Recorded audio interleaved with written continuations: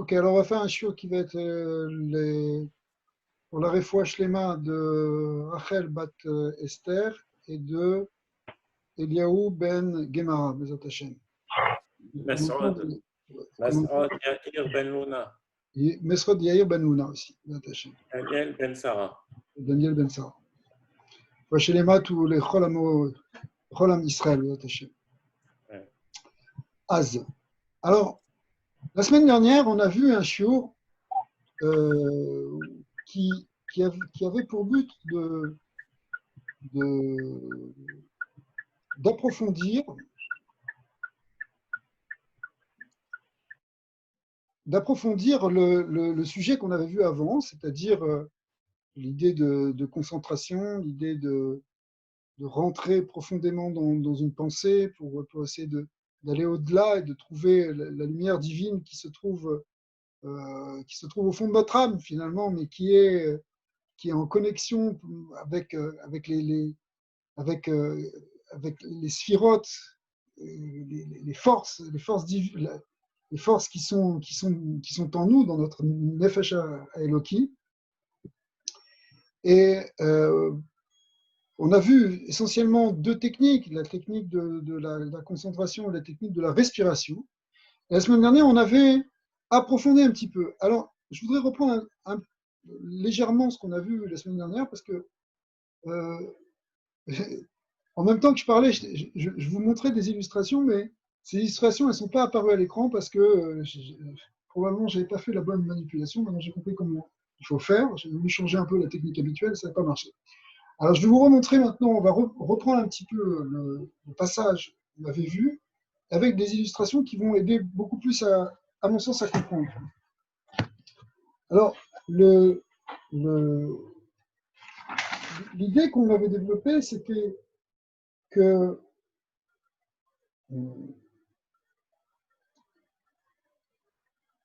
cette respiration, vous vous rappelez, on a expliqué que ce qu'on appelle le avir, l'air qu'on respire, en fait, il peut être porteur de la lumière. Il contient une certaine lumière. Pourquoi? Alors, même si on ne la voit pas, cette lumière au départ, mais en fait, justement, tout le lien de cette méditation, c'est pour nous amener à avoir une certaine argacha, un ressenti de cette dimension spirituelle qui est véhiculée par l'air et par la respiration. Alors, en fait, ce qu'on explique, c'est que la sphira de Chorma, vous vous rappelez Chorma qui, en même temps, l'accession à la Chorma, ça vient par une espèce d'annulation de notre ego, par une forme de bitul ayesh profond, de bitul de notre metsiout face à la conscience de la metsiout divine. Eh bien, cette Chorma, la manière la plus simple de l'appréhender, c'est justement en respirant. Pourquoi? Parce que le Chorma, c'est en fait, elle porte un autre nom, on l'appelle aussi Chaya. Chaya qui veut dire la vie ou la vitalité.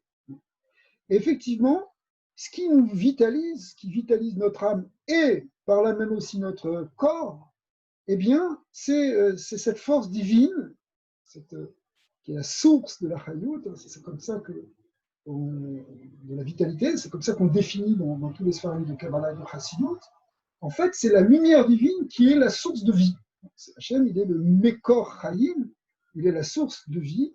Et si on disait tout à l'heure, avant le cours, que comme le verset nous dit que ce n'est pas simplement le pain qui nous nourrit, mais c'est aussi en fait la parole divine qui nous nourrit, le verset, bien en fait, quand on lit cette parole divine, c'est cette vitalité divine, cette lumière divine qui vient nous vitaliser. Mais cette lumière, dans son extériorité, elle va, si vous voulez, s'habiller, en quelque sorte, elle s'habille, pour reprendre un langage de kabbaliste, elle s'habille dans le havir, qui est l'air que nous respirons.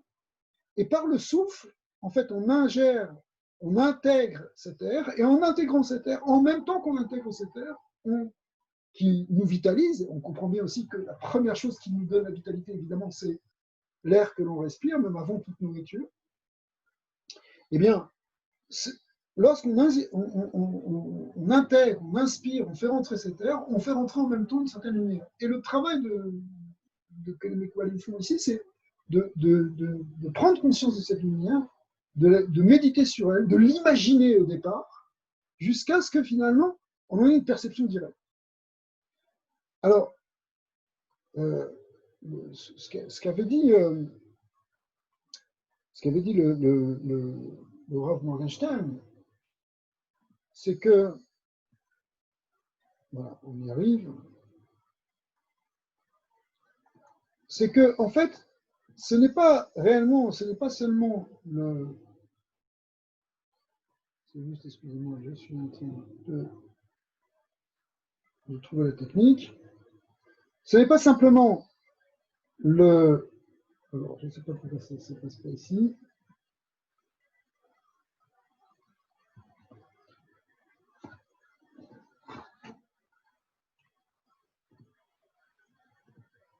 Voilà. Alors, je m'excuse, ça prend quelques secondes, mais on y arrive. Sur ce schéma est représenté de manière très symbolique, évidemment, différentes parties de notre neshama. Le mot neshama, bon, c'est un mot qui veut dire âme au sens global, mais on parle très souvent, on avait vu déjà dans les premiers cours, de 5 niveaux de l'âme, c'est très connu. On appelle nefesh, ruach, neshama et chaya. Le 5e niveau s'appelle Yechida. Il n'est pas écrit sur ce dessin pour l'instant parce que ça n'a pas d'importance par rapport au cours aujourd'hui, mais on se souvient qu'il y a un 5e niveau. Et vous vous rappelez, ça correspondait à différents niveaux dans les sphirotes. Nefesh correspondait à la sphirote de Malkout. Ruach à ce qu'on appelle Zeir Anpin, le petit visage, c'est-à-dire les sphirotes de Chesed jusqu'à Yesod. Et puis, la Neshama proprement dite, enfin, le Neshama plus précisément, pas la Neshama au sens global, mais la Neshama au sens particulier ici, elle correspondait à la Séphira de Bina. Et puis, au-dessus, il y a Chochma qui, elle, vous voyez dans ce dessin, n'est pas apparemment à l'intérieur du corps. On explique que Nefesh Ruach Neshama, en abrégé ça s'appelle aussi Naran, Nefesh Ruach Neshama, est à l'intérieur du corps, le Nefesh étant essentiellement positionné au niveau du foie, mais derrière le foie, en réalité, il y a la production du sang, donc c'est ce qui va donner la vitalité, ce qui va s'habiller le plus dans la vitalité physique, qui Nefesh, le Nefesh Chaya, le Nefesh qui s'habille dans le Dam, qui a Dam ou un Nefesh, le sang et le Nefesh, donc le sang qui est produit par le foie, et bien après il se diffuse dans tout le corps. Et donc, il y a une vitalité aussi qui est au niveau de l'âme, si vous mettez la partie la plus inférieure de l'âme, qui s'habille dans le niveau le plus bas du corps, enfin le plus bas au sens le plus physiologique. Et puis il y a le Ruach, qui lui est au niveau du cœur, nous dit le Ramzal. Mais en fait, évidemment, c'est dans le cœur que si vous voulez, que va ensuite être diffusé le sang, mais le cœur est en relation directe avec les poumons, et les poumons eux-mêmes reçoivent l'air, et effectivement, même un sens simple, au sens simple, eh bien, c'est à partir du cœur que l'air va être véhiculé, et l'oxygène va être véhiculé dans le corps, et donc on a quelque chose ici qui est déjà un peu plus subtil. Ici, on avait le côté réellement physiologique, ici, on a déjà. Vous voyez, dans le mot rouar, il y a l'idée d'air, il y a l'idée aussi d'esprit, c'est déjà plus spirituel. En fait, nous disent les Sfarim de Chassidut, c'est essentiellement ce qu'on appelle les niveaux émotionnels.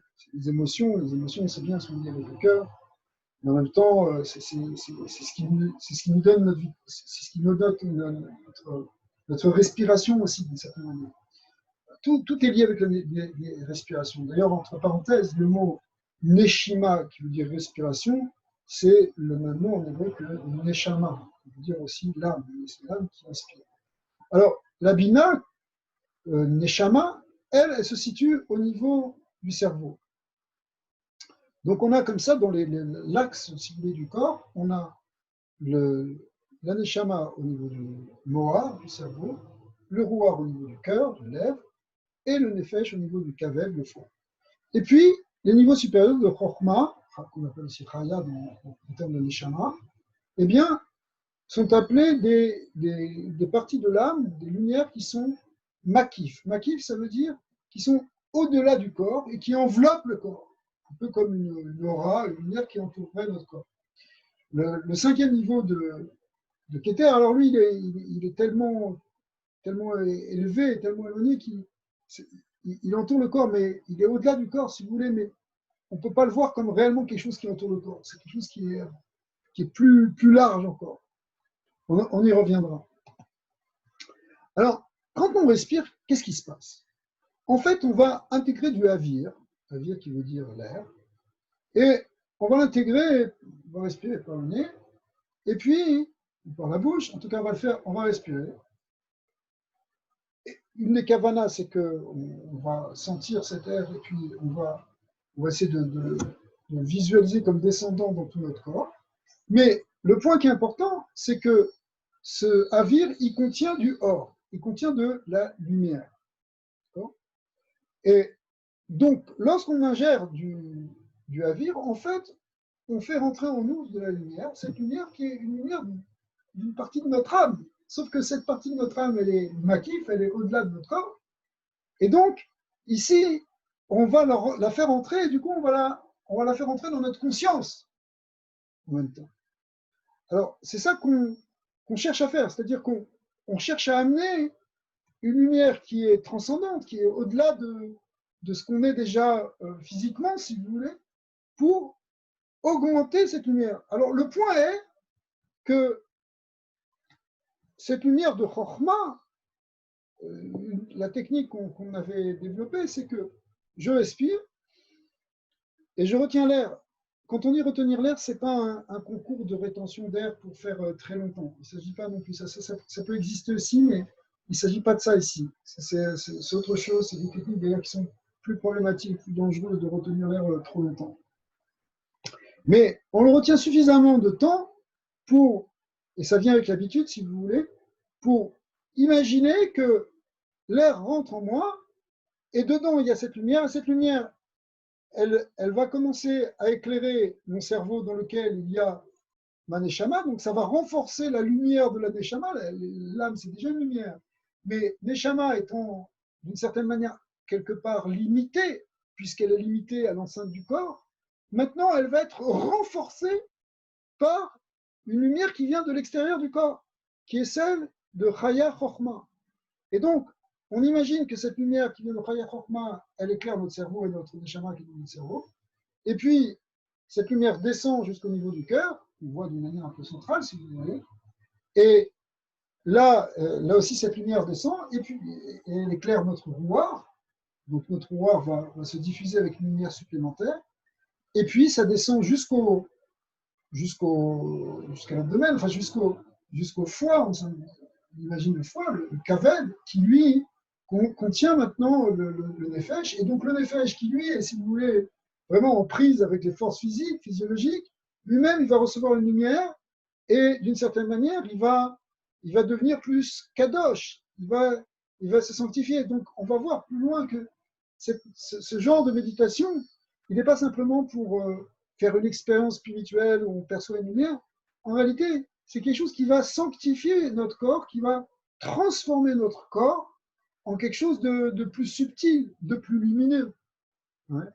Et vous savez qu'on dit toujours que le corps de Adam Arishon il avait une cote-note or, un vêtement, une tunique de lumière. Quand on dit une tunique de lumière, alors qu'après il a changé pour une tunique de peau, kétonette or avec un haïm.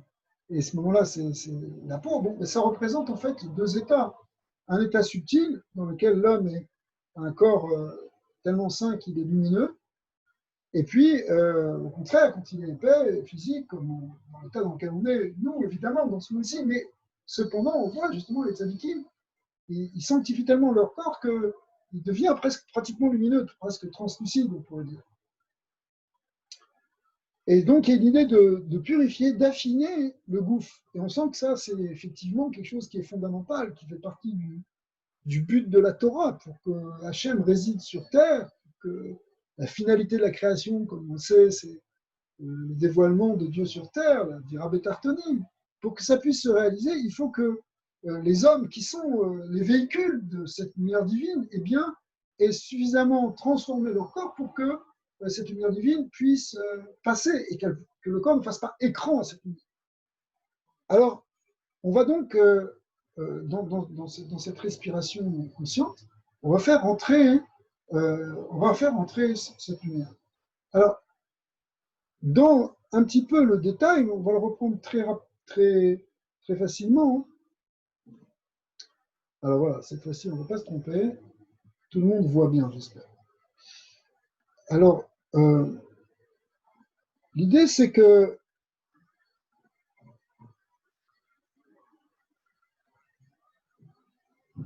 ce qu'il avait dit ici, c'est juste, ça peut paraître comme un détail, mais c'est important d'en prendre conscience.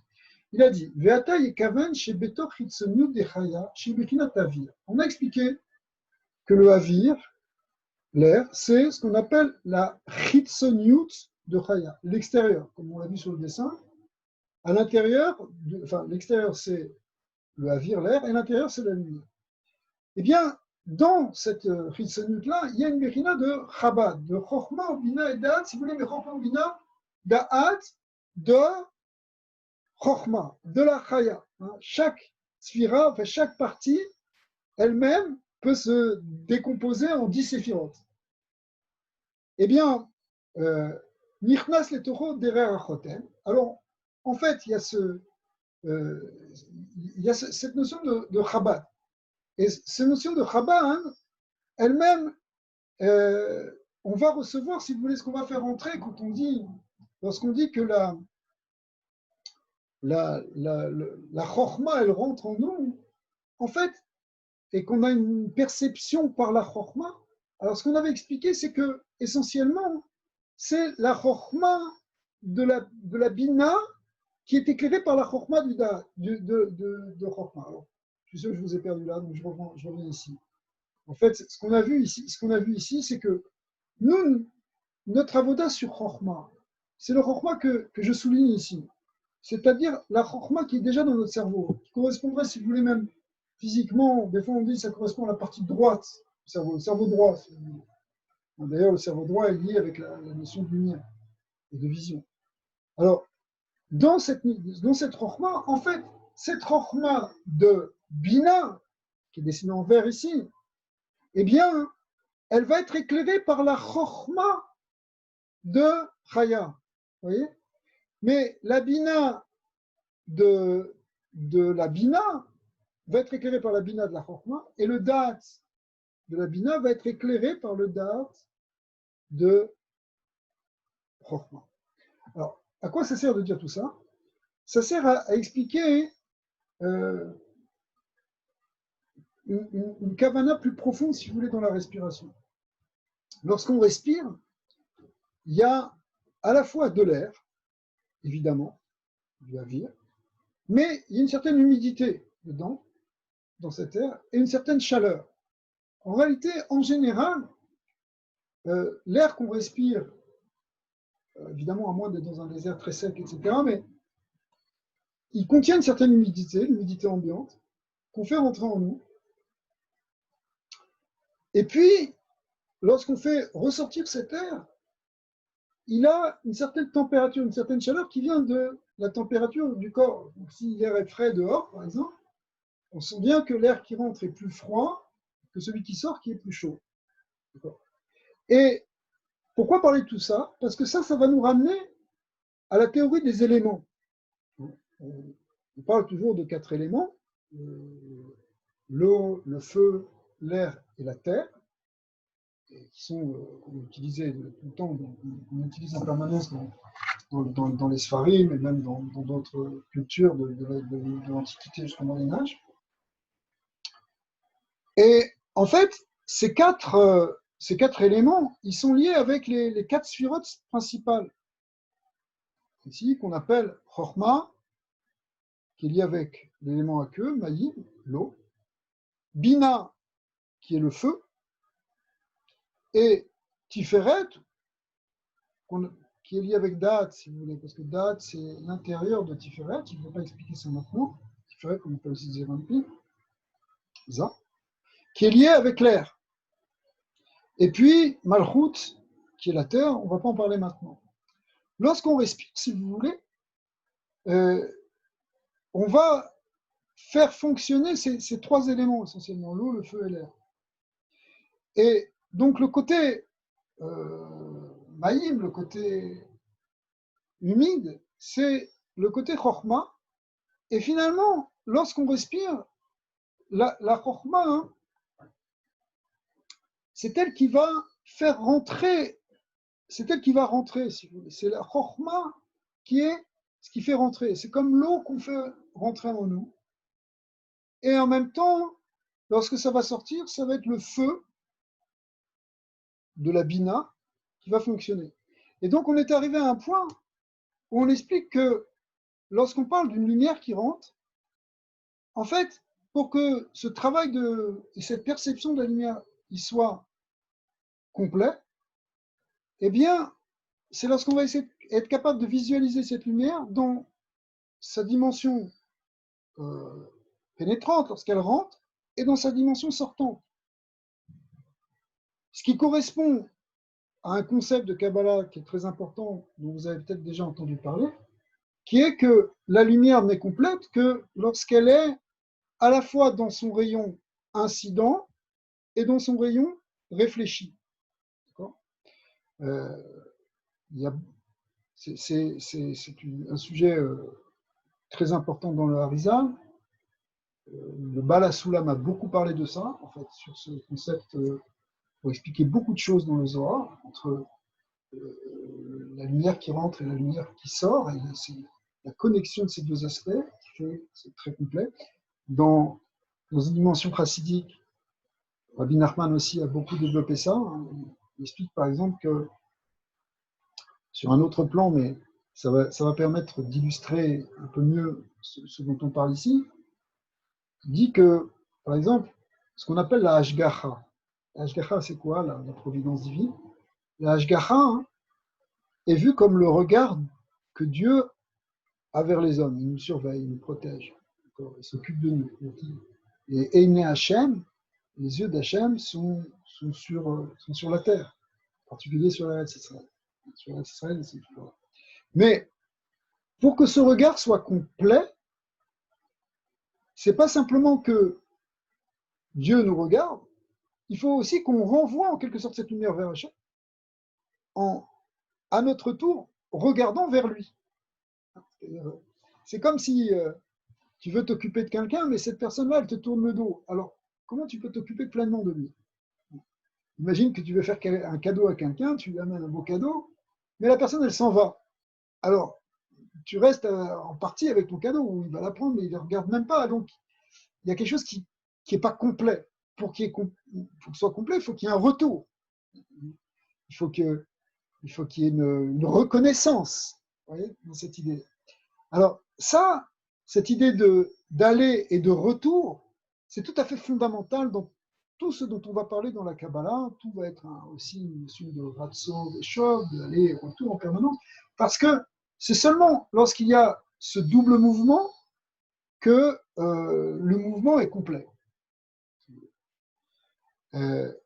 Ça demanderait beaucoup d'explications, on y reviendra probablement, mais en attendant, ici, dans notre méditation, lorsqu'on respire, ou plus exactement lorsqu'on inspire, en fait, c'est le mouvement de Chokhmah, qui est le Or Yachar, la lumière incidente qui rentre, et comme on l'a expliqué, qui va rentrer et qui va éclairer toutes les différentes parties de notre âme et les différentes parties de notre corps. Et puis, après ça, on va avoir une méditation, une réflexion aussi sur le mouvement de sortie de cet air, donc l'expire. Et l'expire, lui, va être lié donc avec la bina, qui va être comme le feu, et c'est pour ça d'ailleurs que c'est un air chaud qui ressort, ce feu qui va aller maintenant, va remonter en quelque sorte.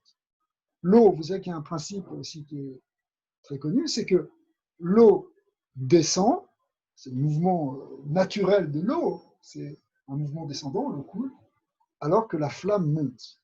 Et donc, dans ces doubles symboles de Maïm et de Hesh, qui sont en fait complémentaires, si vous voulez, eh bien, il y a cette idée de lumière qui descend et de lumière qui remonte. Et lorsqu'il y a ces deux lumières en même temps, c'est là qu'il y a toute la lumière. C'est un peu comme aussi, par exemple, le Sefer Yetzira donne pour exemple l'éclair. En fait, l'éclair, si on le prend au ralenti, en quelque sorte, si on le filme au ralenti, il est le marais à Bazak, à Barak, à Bazak, pardon, c'est un rayon qui descend et qui remonte. C'est-à-dire Ratso Veshov. C'est vraiment il y a les deux rayons, si vous voulez. C'est ça qui donne toute la vision de l'éclair. Mais c'est la vision de la lumière, elle vient avec ce double mouvement de Or Yachar et Or Choser, lumière incidente et lumière réfléchie.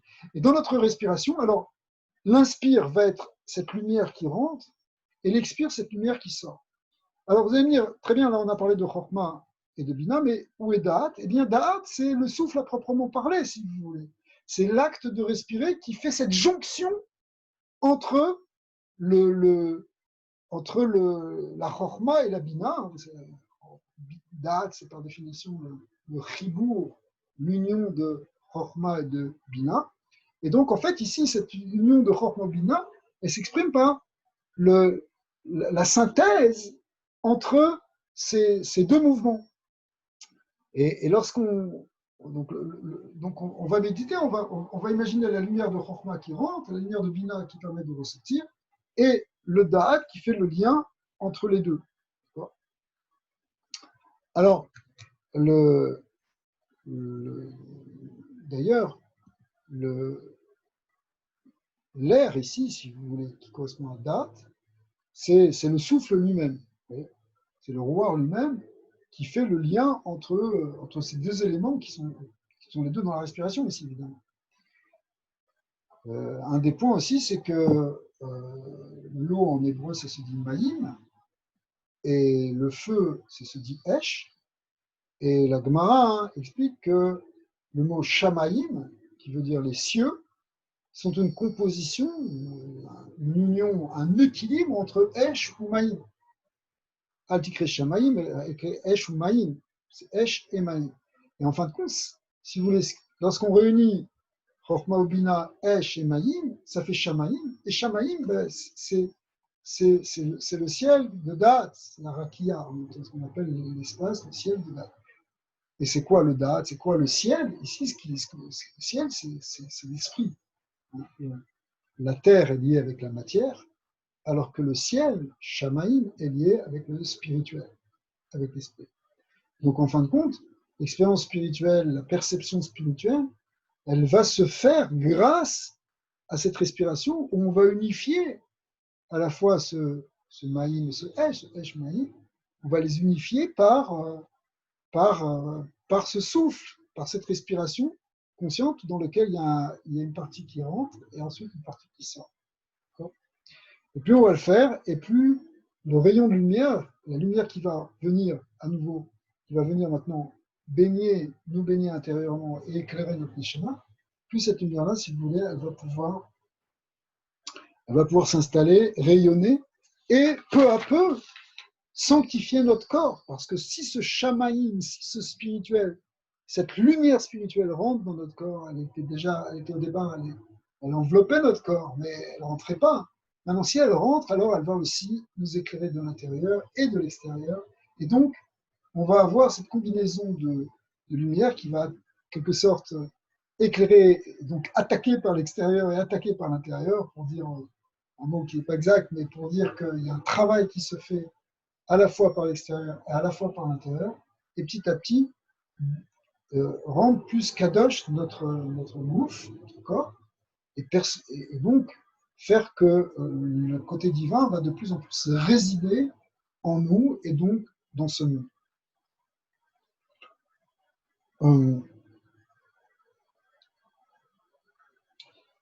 Alors on va reprendre justement à ce point-là. Hein. Ok. On en est là.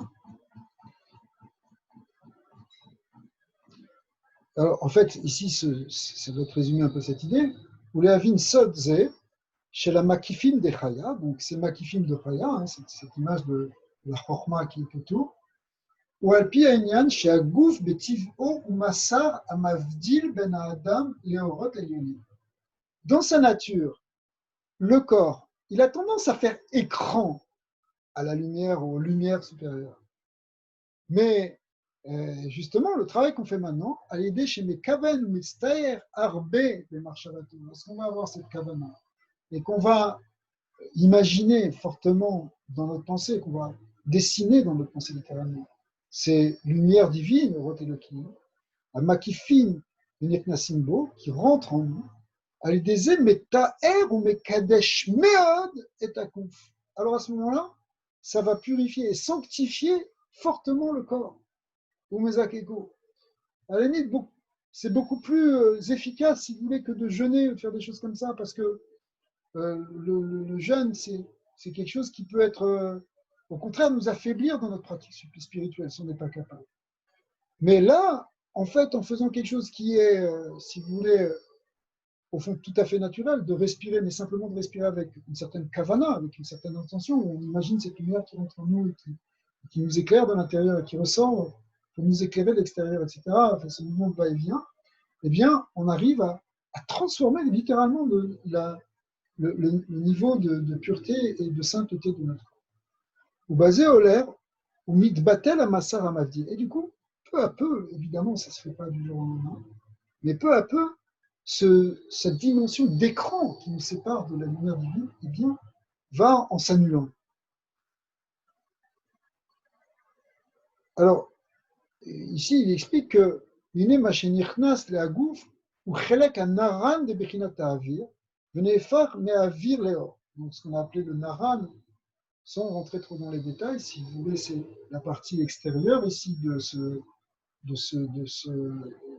chorma, de cette lumière de chorma, qui se traduit sous forme de avir. Vous vous rappelez la notion de pnimut, c'était l'or. Eh bien, finalement, il amène une lumière et ça fait cette transformation où littéralement le avir, qui était l'air qu'on respire, il devient de plus en plus lumière. ומה שנעשה על ידי התבוננות באורות האלו, הוא שכאשר מציירת בחינת החוכמה דאוויר, איך שנכנס לבחינת אור ישר, אזי הולך זה האור ומעורר את בחינת החוכמה דפנימיות החוכמה. Donc, quand on fait rentrer cette lumière, ce or yachar, qui rentre, ce rayon incident qui rentre en nous, en fait, il véhicule et il éveille cette lumière de Chorma. On a expliqué la lumière qui rentre, c'est celle de Chorma, comme l'eau qui descend. Et qui vient en fait la Chorma de cette Chorma, hein, de cette Chorma de Chorma. À l'extérieur, c'était le Havir, c'était l'air, mais à l'intérieur, il contient la lumière de Chorma qui vient de la Chaya. Kacher, Mestayer, et lorsqu'on fait, on va figurer, si vous voulez, le rayon réfléchi, le Or Roser des Bina, qui vient donc de la Bina, Ershenichnas Bo Veoler, Zea Or, Meorer et Bechinat Abina de Pnimut Chorma. Alors, ça va éveiller, si vous voulez, la lumière de Bina de Pnimut Chorma. Ce qui dans le schéma, hein, donne ceci, si vous voulez. C'est-à-dire que le Chabad, ici dessiné en orange, qui représente le Chorma Binadat de la Chorma, c'est-à-dire les parties les plus profondes. Le Naran, je ne l'ai pas écrit, mais le Naran, en fait, c'est le Havir. Le Chorma Binadat, eh bien, lorsqu'on respire et que ça rentre par Chorma, mais eh bien, cette lumière de Chorma vient nous éclairer à l'intérieur. Et lorsqu'on inspire et lorsqu'on expire, eh bien, cette lumière de Bina, de Chorma, hein, eh bien, donc cette Bina supérieure, cette Bina transcendante, cette intelligence supérieure, si vous voulez, qui est au-delà de notre cerveau au départ, eh bien, elle commence à nous éclairer. Et donc aussi, ça va nous donner une inspiration au sens spirituel du terme. D'accord ? Et ouais. Vine, Orze de Chorma, Shenichnas-bo, Milmala lemata, donc la lumière de Chorma, elle vient du haut vers le bas, littéralement. Bebrinat or pnimi ou beofenze. Alors, ça descend maintenant dans le côté pnimi. C'était au départ makif. Je rappelle pour ceux qui ne sont peut-être pas encore tout à fait habitués au terme, mais le makif, c'est ce qui enveloppe, c'est ce qui transcende, c'est ce qui est au-delà du corps. Et pnimi, c'est ce qui est à l'intérieur, ce qui est déjà dans les limites du corps. Alors, donc, cette lumière de Chorma, au départ, elle est makif, mais elle devient pnimi puisqu'elle rentre à l'intérieur. Alors, Reshit Kol, Nichnas le Mokhin, Anaran de Makif de Chaya, et Bechinat Shem Ekye. Alors maintenant, ce qu'on va expliquer, c'est que la lumière qui rentre, elle va correspondre au départ à un Shem qu'on appelle Aleph E Yud E. Ici, dans le texte, c'est écrit avec un kouf. C'est une habitude que souvent les Mekoubalim ont de ne pas vouloir écrire le nom tel quel parce que c'est tellement kadosh que à la place d'écrire la lettre E, on écrit la lettre kouf. Mais en fait, il faut imaginer ici des E. Et ce Shem est un Shem kadosh. On pourrait dire d'une certaine manière, c'est le deuxième nom qui vient après le Shem Yud Kevavke, le tétragramme qui lui est le grand Shem. Alors, et Verharkar le Chagat, Shibonitna Sanaran, des Makif de Chaya, je vais expliquer, ou Bechinat Shem Avaya, Verharkar le Nei, Anitnasim Meorot, ou Meirim Beshem Adni, Veor Abina, ou Beoto Ofen, Rak Mimata Lema. Alors ici, il va donner en fait une kavana, pour ceux qui commencent à rentrer un peu dans les Yehudim, ça correspond aux trois schémas principaux qu'on va utiliser ici, qui sont le Shem Yud Kevavke, le Shem Ekie et le Shem Adnut, qui correspondent, si vous voulez, à ces trois niveaux, ici, qu'on voit ici, qui sont donc au niveau de Rabat, on aura le Shem Ekie. Je ne les ai pas écrits, je le ferai pour la prochaine fois. Le roi, on aura le Shem Yud Kevavke. Et au niveau du Nefesh, on visualisera aussi le Shem Adnut. Donc, dans ce qu'on vient d'ajouter ici, en fait, il y a, si vous voulez, l'expression de tout ce qu'on vient de dire avant, mais résumé sous forme d'un Shem Kadosh, d'un nom divin.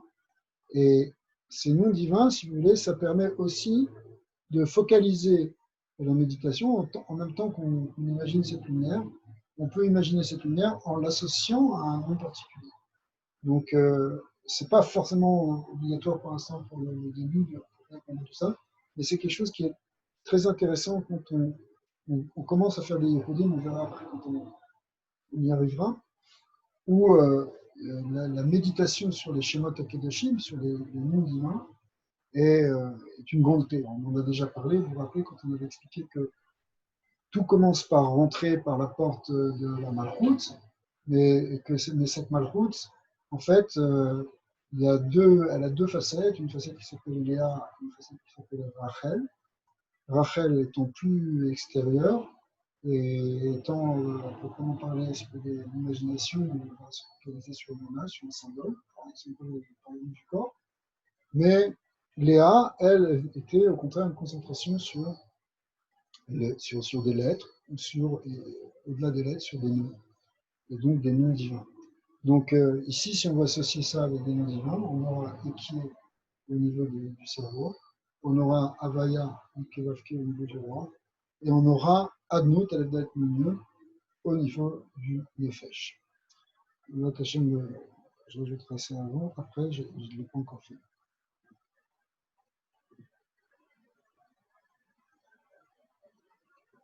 וכמו שביארנו בזמן כוונות האלו, ימשוך את נשמתו ויקוון שאותה נשימה שהיא האוויר נהפכת לאור הנכנסת בו.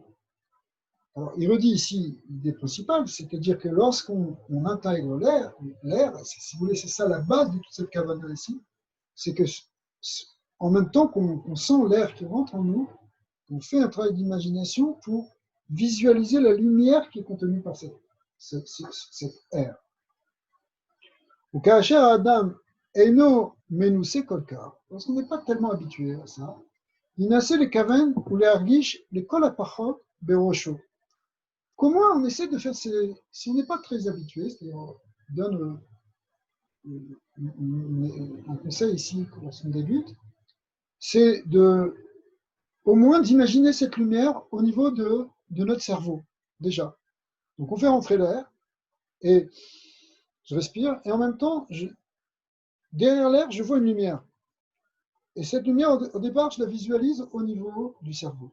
D'accord? De roche. Et même qu'on puisse essayer de le ressentir.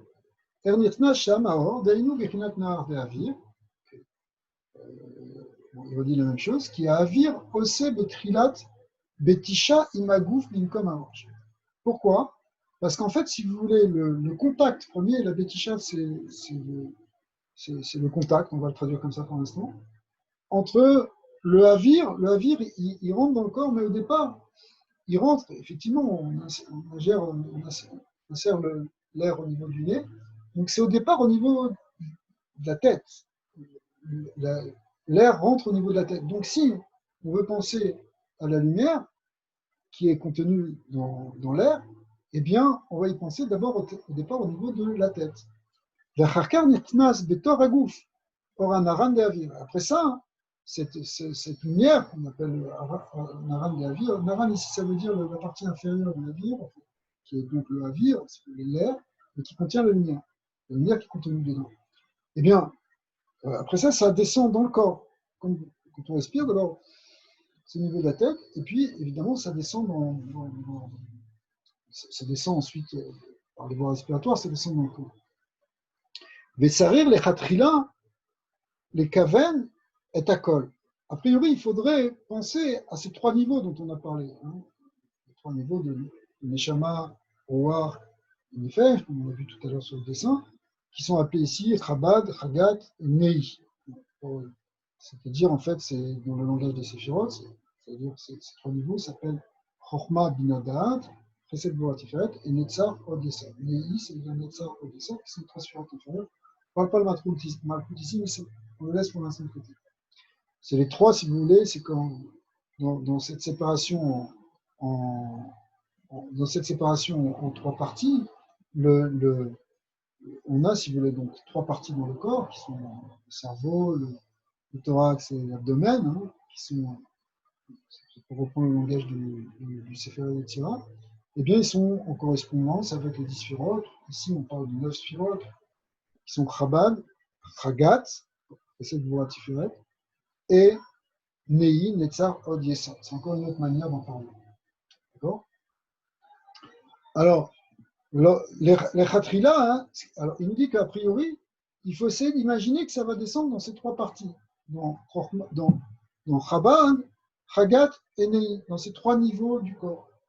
Beneshima Achat, dans une même respiration. Donc on insuffle l'air et on l'imagine au niveau de la tête, ensuite au niveau du thorax, ensuite au niveau de l'abdomen. Et on fait ça a priori, théoriquement, c'est ça que vous devrez viser, si vous voulez, même si on ne va pas y arriver forcément depuis le début, mais de le faire beneshima achat, en une même respiration, velo bekama neshimot, et pas en plusieurs respirations. Ar imeno yachol adaim laasot akol bepam achat, mais si on n'arrive pas encore à le faire en une seule fois, az les fachot yechaven les chabad beneshima achat. Alors, on n'a qu'à penser déjà à la partie supérieure, Chochma Binadat, c'est-à-dire au cerveau, voir la lumière au niveau du cerveau, dans la première respiration qu'on va faire. Et Ukechol, chez Mitnase, Yoter, Ikaven Chabad, Im Chagat. Et puis, on essaiera après, dans une autre respiration, de penser Chabad et puis d'ajouter Chagat. Et éventuellement, Charker, Yegia, les Darga, chez Mekaven, Bechol, Chabad, Chagat, et finalement de penser dans les 9 suivantes de Chabad, Chagat et Nei. Chez Bob et Neshima Achat, dans une même respiration. Donc vraiment, l'important, si vous voulez, c'est on commence au départ, la première fois, on peut commencer juste à essayer de visualiser la lumière. Puis après, imaginez cette lumière qui descend en même temps que l'air descend, et puis faire descendre la lumière aussi dans l'inférieur. Même dans les techniques de respiration, il y a des techniques de respiration où on respire vraiment avec le bas du ventre.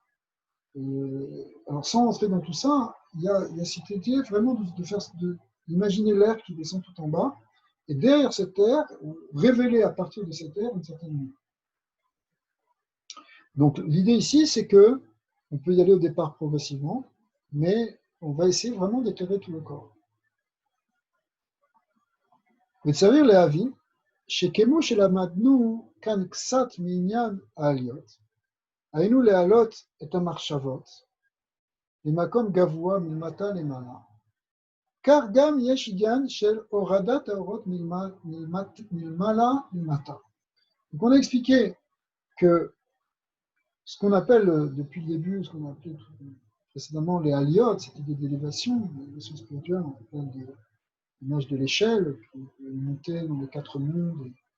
En fait, c'est toute une échelle d'élévation spirituelle où on va de plus en plus vers un bitoun, de plus en plus vers la lumière divine, vers Hatzilut, etc.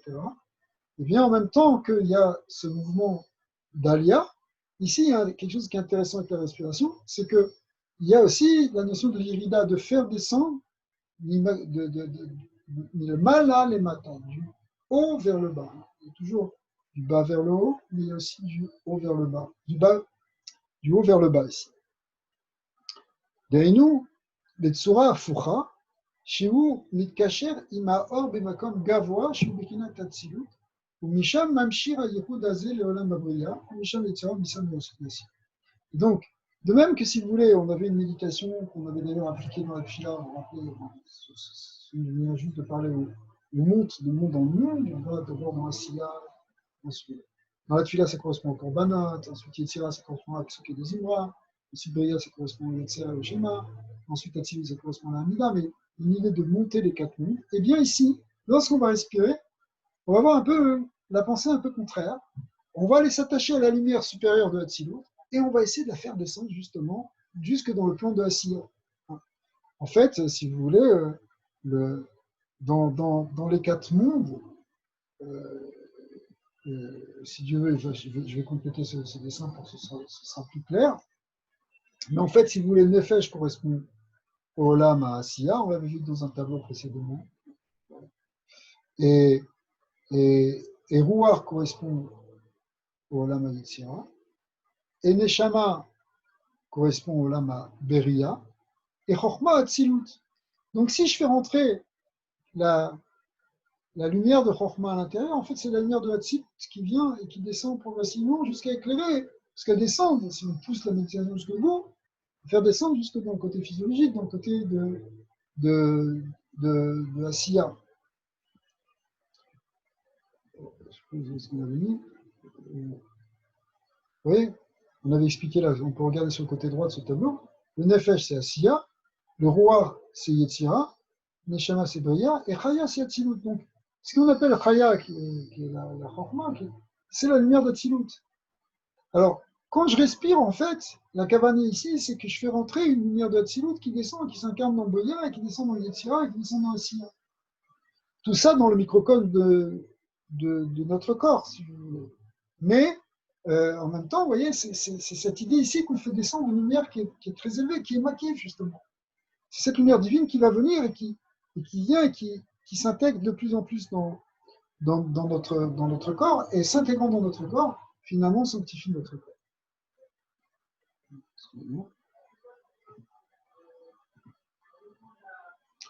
Ok.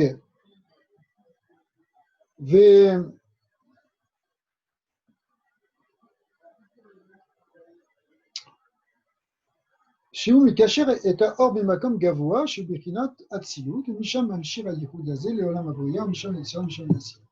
כי הליבה באמת, parce qu'en vrai, כמו שאנו לומדים לעלות לעולמות עליונים, de même qu'on apprend particulièrement dans la prière à monter dans les mondes supérieurs, ça veut dire gam la date, les orides, il faut aussi apprendre à faire descendre les orides orot, les olamot, à faire descendre les lumières dans les mondes supérieurs.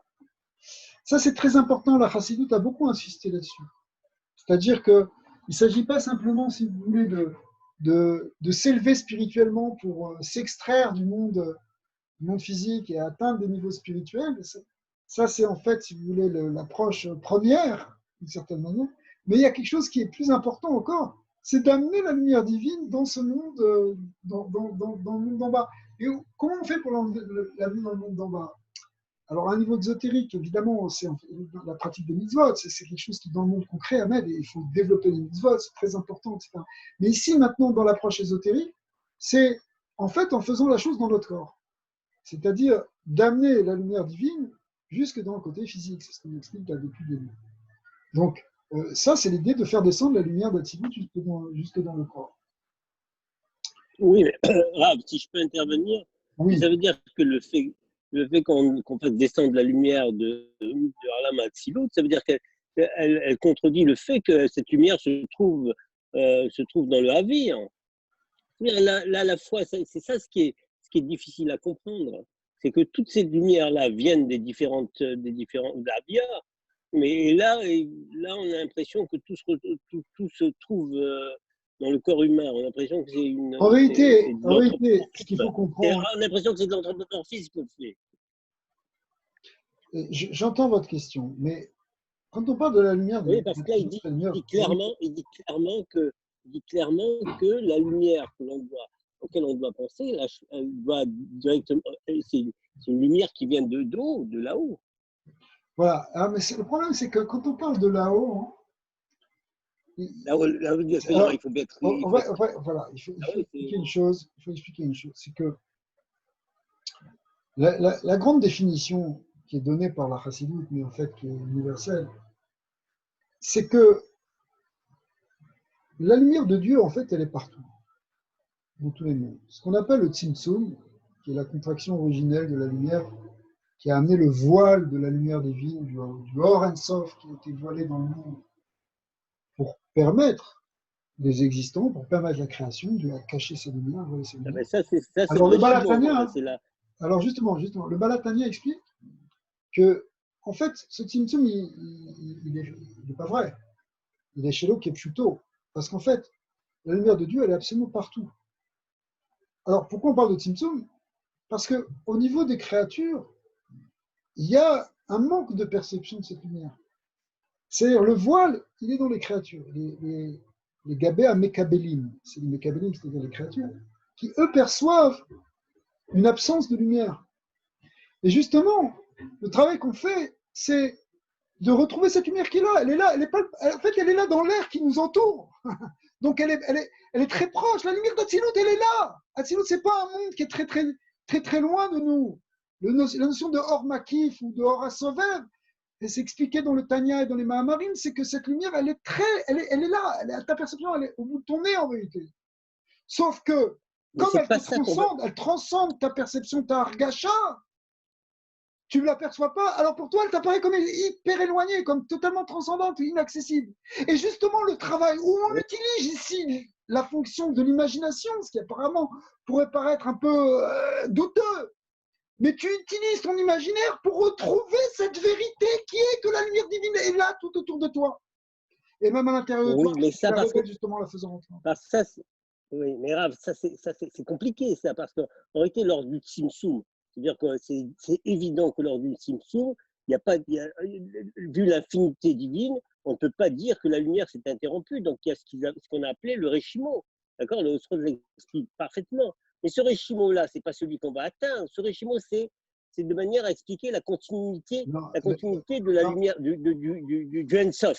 La continuité du Ein-Sof de manière à ce qu'il n'y ait pas dans l'infini une finitude. On n'est pas obligé de rentrer maintenant. Alors, attendez, je termine juste quelque chose. Non, juste un point, parce que je vais arriver juste un point qui m'importe, parce que je veux comprendre dans tout ce système, c'est qu'à partir de nous, ce qu'on essaye de faire, c'est à partir des partsoufim, à partir des sphirotes, etc., ça veut dire de ramener la lumière, pas la lumière du Réchimo, c'est carrément la lumière divine. Ça veut dire on veut atteindre carrément le Chabad et Bina. C'est ça ce qu'on fait. C'est vraiment la lumière. Et juste une dernière chose, c'est que tout le système, c'est d'habiller la lumière, le cave. Tout notre truc, tout le système des parsoufim, c'est de l'habiller de manière à ce qu'il soit atteignable. Mais je n'ai jamais. Enfin, est-ce que c'est le Réchimo qu'on doit atteindre? Je ne suis pas sûr de ça. Alors, je vais répondre à votre question sur 2 points. Enfin, votre remarque sur 2 points.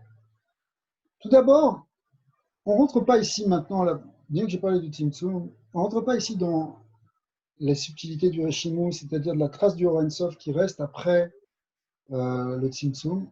C'était pas pour ça. C'était simplement pour dire un point que lorsqu'on parle ici de lumière transcendante, de Or à Sovev, de Or Makif, en fait, ça ne veut pas dire que c'est très loin, c'est très près. Car la chose est très, très, très proche. Le problème, c'est que c'est comme si on n'a pas les yeux pour le voir. Et donc, on utilise ici, si vous voulez, la force de l'imaginaire pour finalement, après, dépasser l'imagination et toucher un certain point de connexion. Ça, c'est la première chose. Mais, en fait, on ne parle pas du Tzimtzum ici, on ne parle pas du hors du cave, on ne parle pas de tout ça. On parle de quelque chose qui est, c'est ça le deuxième point, qui est les sphirotes au niveau de notre Neshama. Tout ce dont on a parlé ici, c'est en fait, même quand on parle de Chabad, Ragatni, de sphirotes, c'est dans ce qu'on appelle la Marechet Neshamot, dans la structure de l'âme. Il y a la structure des Olamot et des sphirotes, et il y a la structure de Neshamot qui est des Akbala, c'est-à-dire qui est à l'image, en parallèle, avec la structure des Séphirot. C'est pour ça que nous, on est une Neshama et un corps, et qu'on peut diviser en 10 Séphirot. Mais ce ne sont pas les 10 Séphirot, si vous voulez, du Olam absolu. D'ailleurs, est-ce qu'il y a un absolu, c'est une autre question, mais des Olamot. C'est ce qu'on appelle dans la Marechet Ameshamot. Donc, on ne parle pas, si vous voulez, de Hatzilut. On parle de Hatzilut par rapport à notre niveau. Mais ce qui est intéressant, c'est que dans ce qui est dans notre niveau, il y a une correspondance avec ce qui est dans le niveau universel, au niveau des Olamot. Oui, mais il faut faire la jonction. Il faut faire la jonction avec le niveau universel. Ce qu'on est en train d'expliquer, c'est qu'en fait, c'est très simple. C'est qu'en respirant, on peut faire descendre de la lumière de l'Hatzilut. C'est quoi la lumière de l'Hatzilut? Ça veut dire la lumière divine. La lumière divine, elle peut nous éclairer, mais pas, évidemment, on ne parle pas de la lumière divine, de celle de la création absolue. On serait complètement brûlé. Mais on parle de la lumière de Hatzilut à notre niveau, mais cette lumière de Hatzilut à notre niveau, elle est, si vous voulez, une projection ou une équivalence dans notre niveau de la lumière de Hatzilut absolue. Donc, et donc, quelque part, on connecte avec cet absolu de Hatzilut en connectant au niveau de notre Neshama à notre niveau. Et encore, notre Neshama qui est une Neshama de Asiya, de Malchut, de tout ce que vous voulez, qui est le plus bas niveau des Neshamot dans notre génération par rapport aux générations d'avant. Mais ce n'est pas grave parce que dans notre niveau, il y a toute la structure. Et dans cette structure, on peut connecter avec une dimension de Hatzilut par rapport à notre niveau, mais en connectant à notre niveau avec Hatzilut, quelque part, ça nous met en connexion avec le divin absolu, qui est Hatzilut, l'Hatzilut des Arba Olamot. Ouais. Donc, ce n'est pas une contradiction. C'est pas une contradiction. C'est un grand klal. Toutes les kavanotes qu'on fait, vous pouvez faire toutes les kavanotes du rachach que vous voulez, tous les kodim que vous faites, vous ne les faites qu'au niveau de votre neshama. Vous ne pouvez pas toucher quelque chose qui est au-delà de vous. Une illusion que vous pourriez, je ne sais pas, transformer les forces divines, vous ne pouvez une théurgie, si vous voulez, bien que ça existe, mais ça existe qu'au niveau de votre neshama. Tu peux pas agir plus que ta neshama, sauf que ta neshama, comme elle est spirituelle, elle est une projection, elle est une équivalence dans un certain niveau de quelque chose qui est plus grand. Donc tu es en connexion avec quelque chose qui est plus grand. Et plus ta neshama est grande, et plus elle a un impact sur autre chose. Mais en réalité, tu n'agis jamais que dans le cadre de ta neshama. Tu ne peux pas faire plus. Mais c'est pas grave, parce que dans le cadre de ta neshama, il y a tout. C'est ça l'idée de microcode, c'est-à-dire que tout l'univers est en nous. Tous les homolamot sont en nous. Ouais. Et du fait qu'ils sont en nous, eh bien, il y a tout en nous et on est tout en même temps. Donc, mais en même temps, c'est à notre niveau, si vous voulez. On ne peut pas faire plus qu'à notre niveau. Mais dans notre niveau, on peut toucher réellement quelque chose du divin. Alors, une partie du divin, quelque chose de divin dans un certain niveau, c'est tout le divin. Parce que, comme il explique le Baal Shem Tov, vous connaissez sûrement cette expression que dans le Ensof, dans le divin, dans Elokut, son Lachon, dans Elokut, dans le divin, à Tofes Bemixat, Tofes Bekulo, celui qui attrape un petit peu du divin, il attrape tout, parce qu'il n'y a pas de division dans le divin. Donc, si on attrape quelque chose au niveau de notre Neshama, quelque part, c'est l'absolu qu'on touche aussi. Mais en réalité, on le touche d'une manière relative, qui est relatif en fait à notre niveau à nous, à notre neshama. Donc toutes les sphirotes dont on parle ici, c'est pas les sphirotes dans l'absolu, c'est les sphirotes au niveau de notre neshama. Mais c'est pas grave parce que finalement tout est en nous, si vous voulez. Alors, je sais pas, j'espère que ça répond. Mais...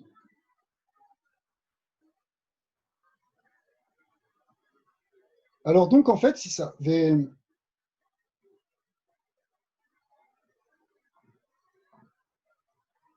On va finir avec ce paragraphe. Veine katav Baal HaSulam chez Ikar Limud HaKabbalah. Le Baal HaSulam, c'est probablement un des plus grands Mekoubalim, le plus grand Mekoubal du début du XXe siècle. Son fameux pirouche sur le Zohar qui s'appelle le Sulam. Rabbi Yehuda Ashlag. Il écrit que l'Ikar du Limud HaKabbalah, de l'étude de la Kabbalah, ou les Akir et Amadrigot, ça consiste à reconnaître les degrés. Ve'efo ou Omed Baem, où est-ce qu'on se trouve, où est-ce qu'on se situe dans ces madrigot. Et là, pour reprendre cette parenthèse qu'on vient de faire, évidemment, dans notre niveau à nous, qui est Chol chez Adam Makir Biyoter et Madrigato, plus un homme il connaît sa madriga, Azay Yochal Yoter Benakel le Kacher Imachem, Beota Dargash Nimsaba. Donc, dans le niveau dans lequel tu es, à ce niveau-là, tu peux t'attacher. En fait, la lumière divine, elle existe dans tout. Même dans Asiya, il y a Atzilut de Asiya, il y a Ag de Asiya, etc. Ou les Maaseh, car Ugam Visman Aliota Olamot. Donc, même quand on parle d'élévation des mondes, puisqu'on a parlé de ça, c'est toujours avec la parenthèse par rapport à notre niveau, qui colle Kavana avec Kashrut, Bedarga Mesuyemet, Mezaker et Agouf, Aliédé Otam Adregash ici. Alors, à chaque fois qu'on est massif, qu'on perçoit une certaine lumière, eh bien, ça va affiner le corps, ça va purifier le corps.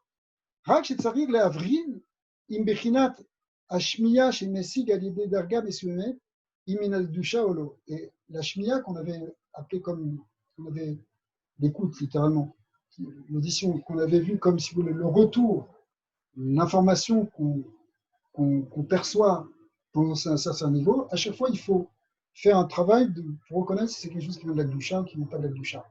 Vous vous rappelez le signe qu'on avait vu, c'est que ça vient de la Gdusha, c'est si en même temps on perçoit la lumière de Honek qui se cache derrière, si on sent une douceur divine derrière, ça veut dire qu'on est en train de toucher quelque chose qui est de l'ordre de la Gdusha. Mais en fin de compte, c'est ça, c'est-à-dire on progresse et dans chaque niveau, là où on est, partout, quel que soit dans un état plus émotionnel, etc., on peut percevoir et on peut se connecter avec quelque chose du divin. Ok, alors on verra peut-être la suite normalement des attachés demain. En principe, je devrais être capable de faire le cours demain, à moins qu'il y ait un empêchement, je vous ferai signe à ce moment-là, mais normalement, les attachés demain, à la même heure, on essaye de continuer. Alors, si vous voulez vous entraîner ce soir à respirer, alors la respiration, c'est on insuffle cet air et derrière cet air, il y a la lumière de la Chorma, de la Chaya qui était là, qui était cachée dans cet air, qui rentre en nous et qui commence à éclairer notre cerveau. Et l'air est toujours à l'intérieur, pardon, et puis ça descend au niveau de notre thorax, et ça descend ensuite jusqu'au niveau de notre abdomen, et c'est un mouvement du haut vers le bas de Chorma. Et puis après, on souffle l'air qui est chaud, qui est le feu, et qui remonte depuis le côté inférieur jusqu'au thorax, et enfin jusqu'à la tête, et ressort par la tête. Et ce double mouvement, ça unifie Chorma au Bina, ce qu'on appelle le Da'at, c'est Chorma Bina Da'at, et on touche du Shamaïm, qui est l'eau et le feu, qui est le côté spirituel, qui est en fait la lumière divine qui rentre dans notre corps, qui entoure notre corps et qui rentre dans notre corps pour affiner notre corps et le sublimer peu à peu, de l'attacher. Alors je vous laisse vous entraîner. Et si Dieu veut, on se retrouve pour continuer. Pour ceux qui sont toujours chauds là, pour rentrer dans quelque chose qui est vraiment la pratique de la Kabbalah. Hazak. Je peux vous retenir 2 minutes, Rav? Oui, allez-y. Allô? Oui. Oui. Est-ce que... Bon, je ne sais pas si on est en aparté là. Est-ce que... Non. Ok. Alors, là, c'est... Oui. Je vous rappelle par téléphone. Si c'est quelque chose de privé, ouais, peut-être. On va se rappeler. Ok, alors, bonne soirée à Non, tous. c'est pour discuter. Bracha ve'atzlacha et Bezat Hashem, on se retrouve demain. Voilà.